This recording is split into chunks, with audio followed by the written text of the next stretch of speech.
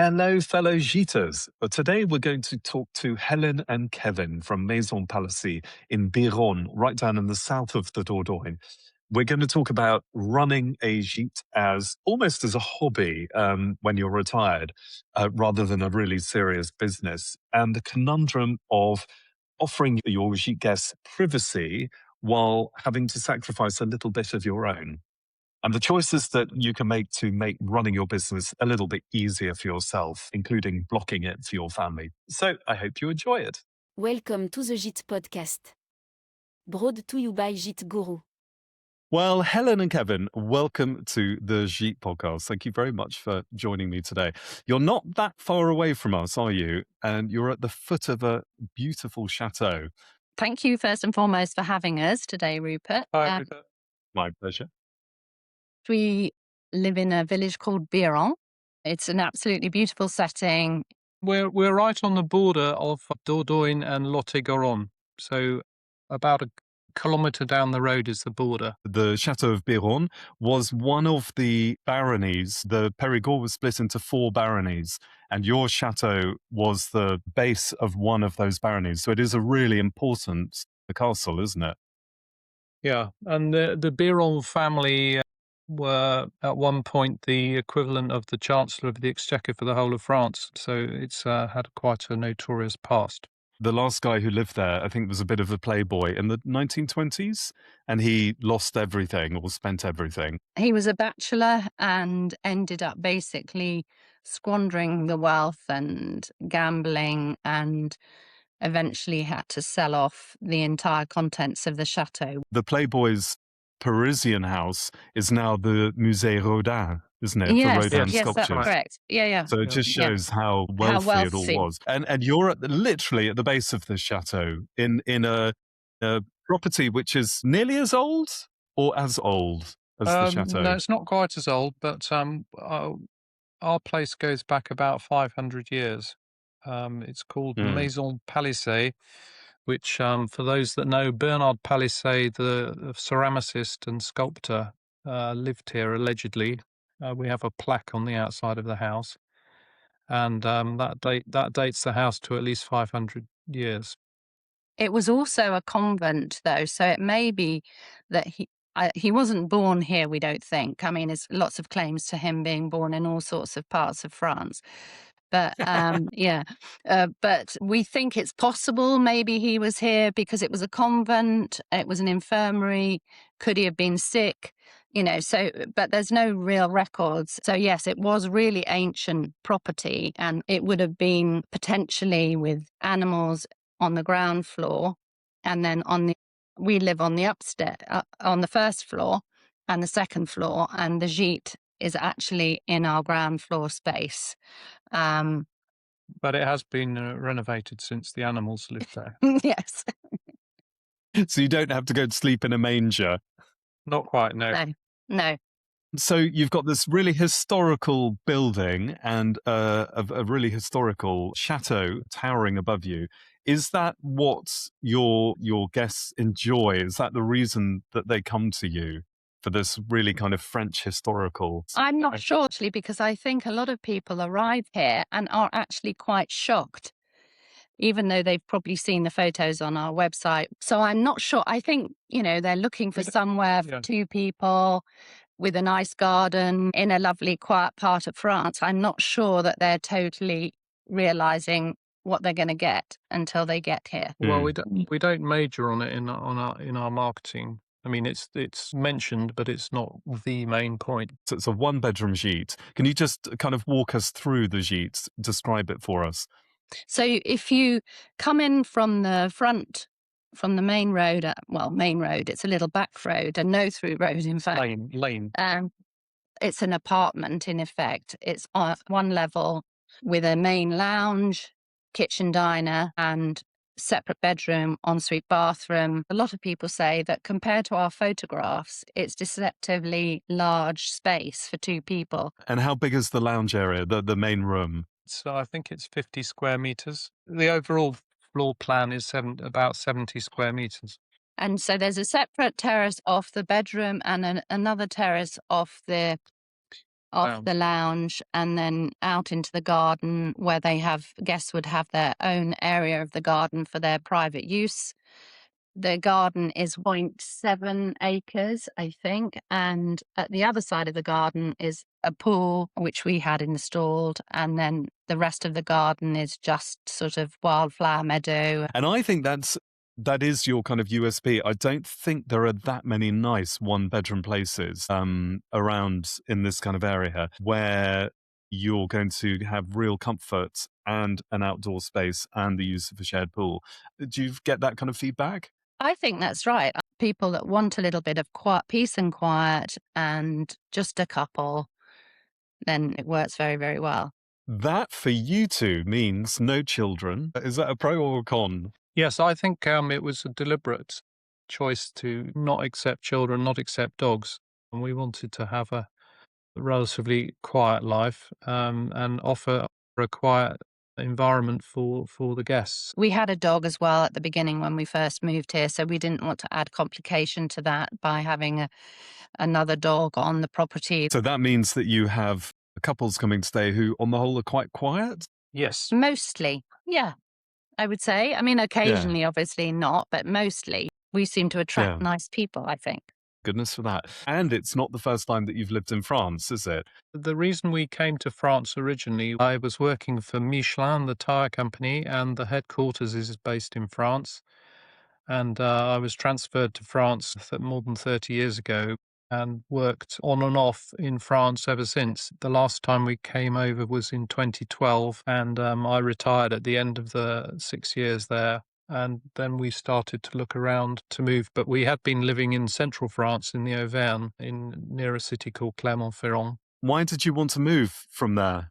We had a lovely house. It was in a medieval village as well, but very compact, and all the houses were sort of on top of each other. We fancied having a bit more garden.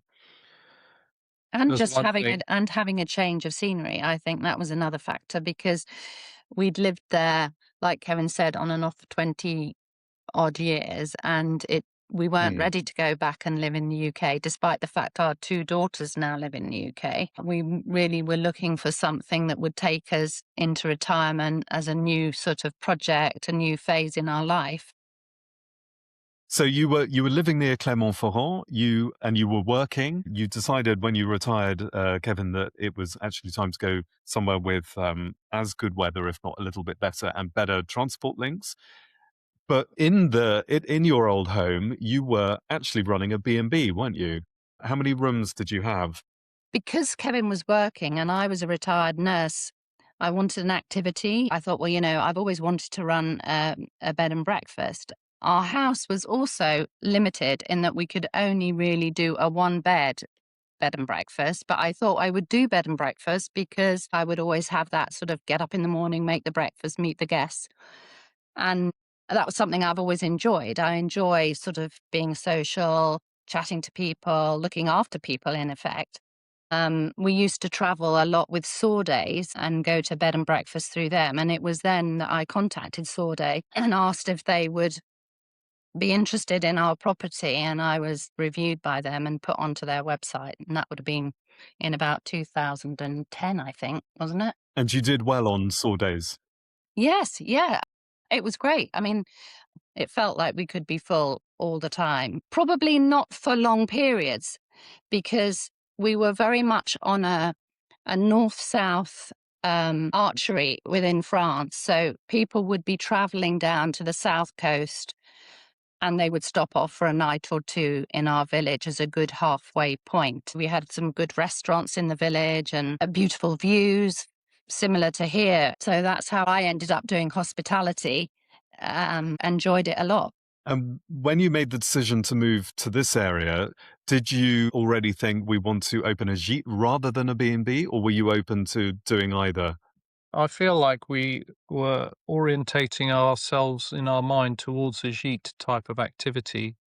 I think we'd understood that this was more of a destination, and we'd also understood because it's quite a constraint to get up every day and make breakfast, and it ties you down a lot more than with running a gîte.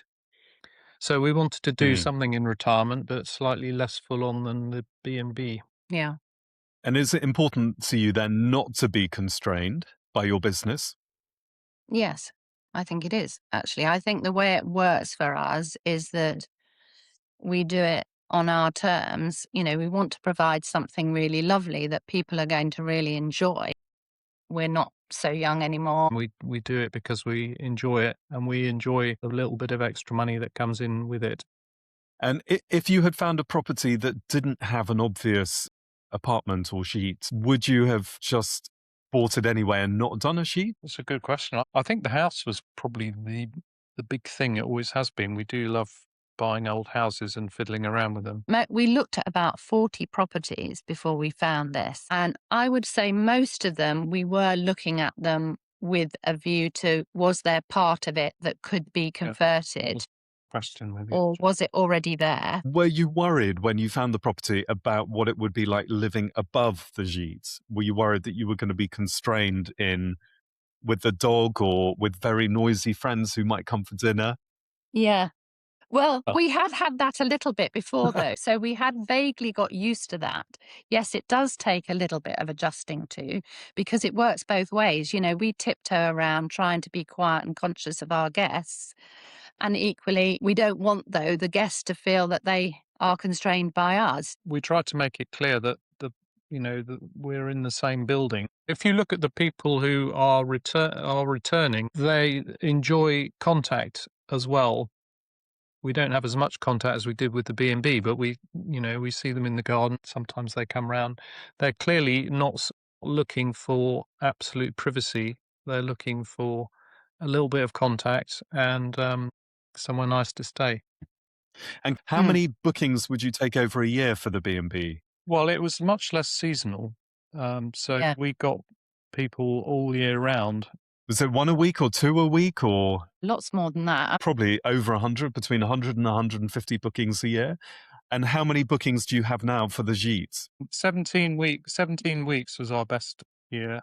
Can I guess that that's 12 bookings that you're taking this year, more or less? Oh, you're right. So that's a massive difference between the B&B. You only had one B&B room, and yet you had between 100 and 150 bookings a year. And now with your one-bedroom gîte, you're only getting 12 check-ins, 12 communication with the guests before they arrive, 12 chasing the payments and returning a security deposit, all of that. So it's much, much less work. It's not just the breakfast that you don't have to do anymore. It's all the admin and the cleaning. Yes. You mentioned using the gîte for your family. So that, again, is one of the most important objectives for you. It isn't about earning the money. It's about having a space that your family can come and stay, isn't it? And they take priority over the guests.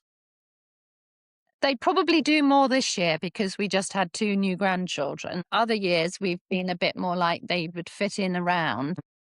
Even if they weren't to come, then these are weeks in June, July, August that you would get rid of pretty easily last minute anyway. Yeah, no, that's true. I think that's completely right. We also try to have gaps between the bookings so that we don't have to have everything back to back on the same. Yeah, we do. Same day. We make life easy for ourselves, or as easy as possible. We never do Saturday changeovers, or rarely. Not that we wouldn't, more that we try to avoid them because we enjoy our weekends going to the market and things like that. So we do it on our terms. So that's the quid pro quo. You are slightly constrained by having people underneath you. So you do tiptoe about and you do tell your dinner guests to keep quiet when they're too raucous. And you're very aware of sharing the pool. How do you share the pool with the guests? We point out as clearly as we can that it's shared, right from the word go. And broadly, that works absolutely fine. We use the pool, but we don't lie out by the pool. We use the pool for a cool off when it's very hot, 2 or 3 times a day. And it's rare that we have a customer or a client who spends hours and hours at the pool, but occasionally it happens. We're mindful that they've paid good money to stay here, so we try and, within the first few days, get an idea of what their usage is going to be.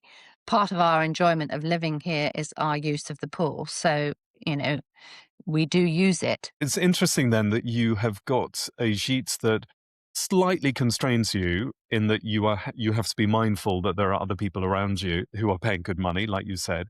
But on the other hand, you have chosen for a business that gives you much more freedom and constrains you less than the B&B that you had before. I suppose with both of them, you could have chosen to stagger the guests, stagger the bookings, and not have them back to back like you do now. But I like the kind of business setup that you have. I like that you just block parts of the summer so that your family can come and stay. I think it's a really relaxed way of running the business. We also do everything ourselves. So we do the gardening, we do the changeover. We don't have cleaners coming in. We don't use laundry services or anything. So we can be extremely flexible on that. That brings me on to the other kind of objective of doing all this, and that's financial. So the fact that you're doing everything yourselves mean that your actual running costs are really quite low, aren't they? Yeah, we were talking about that earlier. And I think the running of the house wouldn't cost us much less if we didn't have any guests. They use a bit of electricity, but we heat downstairs anyway. It's the same roof. So actually, one of your biggest costs is probably sourdays, the marketing that you do. Yeah, although I don't think it's that much. Well, it isn't if you get lots of bookings off it. The return on investment is really good. But when you look at your out-of-pocket costs, because you're doing all the work yourselves, there's actually not much outlay. And then the flip side of that is, if you're taking between 12 and 17 weeks a year, how much do you think you're kind of earning on average a year before tax? Between 15 and, say, 20. It's a fantastic amount of money, yeah. It's like this little bit of icing on the cake. You know, you live in a lovely place and you're not sacrificing much in order to make that nice little income, but equally we enjoy it. We get a buzz out of it. We enjoy the guests. That's what keeps us in our retirement having fun and having conversations with you about our business is half of the fun. It's part of being in a bigger community of gîters that we really enjoy.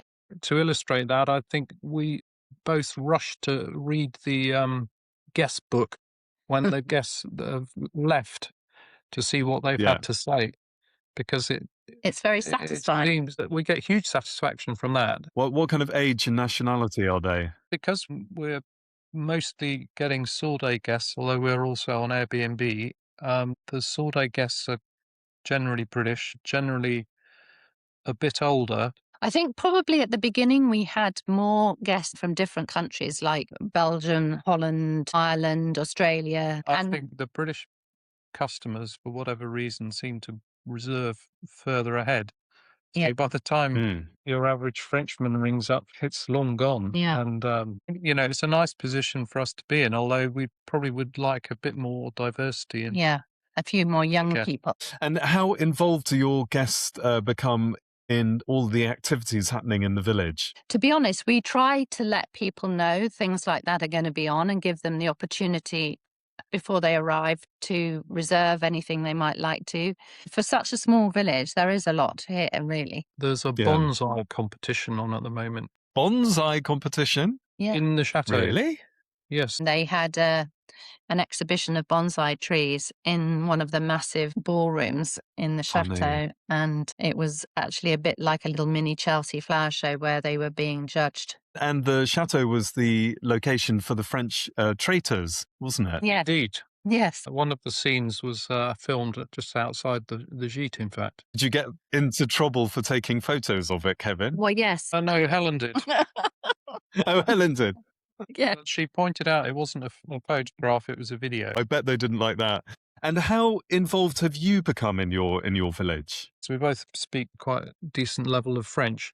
So we tend to take part in what's called the Comité de Fête, which is the committee for social activities, which has 2 or 3 big things a year, and we get involved in helping with those. And I think that's appreciated and recognised as a sign of integration with the local community. In fact, a new activity started yesterday, which is the putting up of the maypole. It's French tradition, very similar to the English tradition of a maypole. They also use the ceremony to mark the arrival of the new mayor and his team. And did you have to dress up in your medieval costumes this time? Not this time. No, not this time.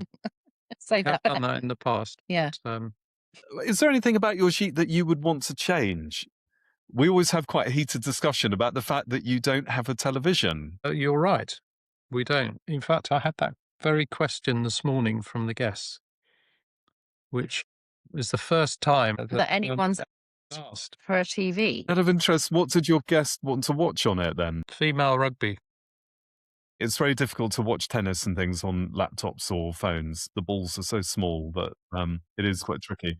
But he said, well, actually, we're more than happy to be on a news blackout for the week. But I think the debate is not over yet. Because we use Airbnbs and Sordays things all the time for our own holidays. And we literally never switch the TV on when we go into one of these places. And that was kind of our vision, that there wasn't going to be one that they could use anyway. We're the exact opposite. If it's bad weather or there's something we want to see, then we want to watch it.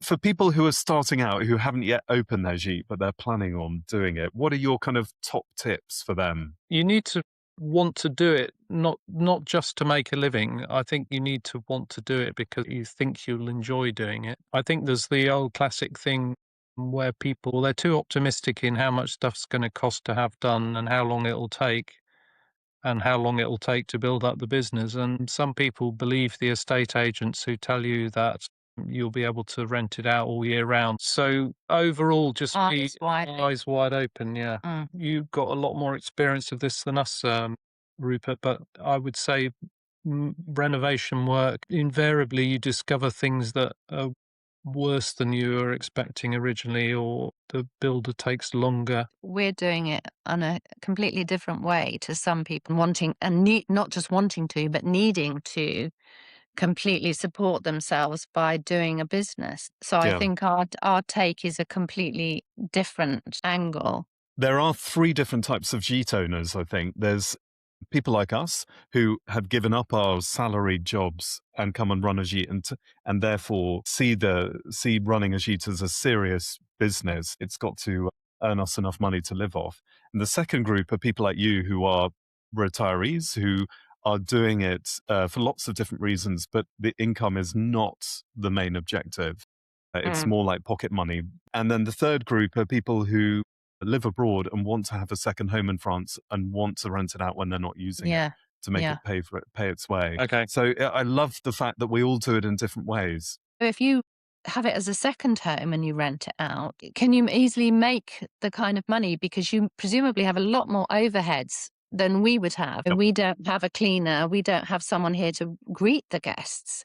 Exactly. Would it be worth renting out a 1-bedroom gîte if you're living abroad? It probably not. No. It would depend what your season could be. But if you're going to be using it anyway in the summer, then you're just never going to make enough money off it compared to the costs. What about a top tip around privacy? Because this is something we've talked about quite a lot, the fact that you want to offer privacy to the guests, and therefore you have to sacrifice some of yours.